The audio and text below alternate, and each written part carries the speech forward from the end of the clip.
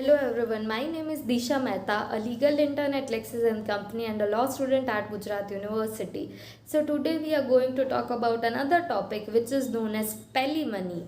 So you might have heard about the word alimony itself, but here we are going to talk about the similar hearing term known as Palimony. So what do you mean by the same? Palimony is derived from the word alimony itself. Palimony is the provision for providing maintenance on separation to the partners who live together in a live-in relationship. However, it's only the genuine relationship that it extends to, and not the one in which either of a partner is married to some another partner. The relationship needs to be in the nature of marriage as defined under Section 2, Subclause F of the Domestic Violence Act to be applicable for palimony. It was in the case of Velusamy versus Pachiamal in October 2010 when the Apex Court recognized the right to palimony to be awarded in live-in relationships and termed it equivalent to the alimony. The court also laid down certain factors to determine whether the relationship is of nature of marriage or not and thus applicable for palimony or not. These factors are: the couple must be eligible to marry. They must come out in a society as a couple akin to a married couple. They must have moved in together with free consent. They must have spent a significant period of time together, and they must have stayed together in a shared household as defined under Section 2 subsection A of the Protection of Women from Domestic Act. So these are the factors which are necessary for granting a palimony.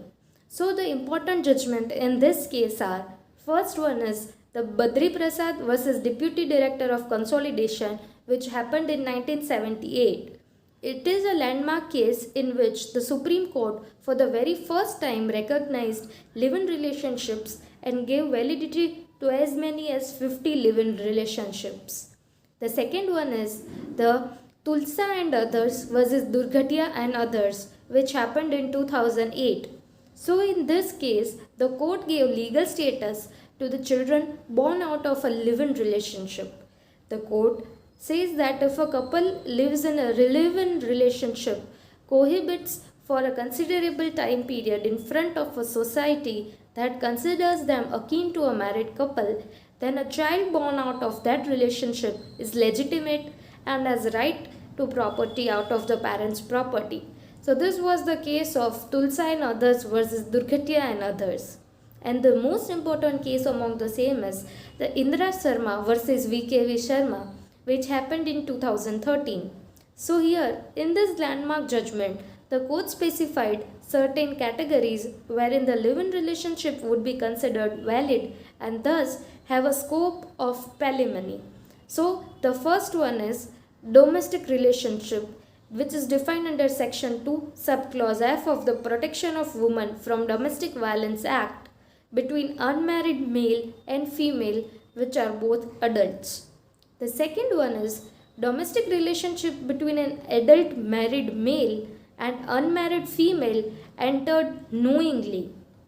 The third one is domestic relationship between an adult unmarried male and married female entered knowingly. The fourth one is domestic relationship between an adult married male and unmarried female entered unknowingly. And the fifth one is the domestic relationship between the same sex individuals. So this was the provision of the palimony. Hope you like them, and if you have any doubts regarding this topic or any other topics, then please do write in the comment section down below. Thank you.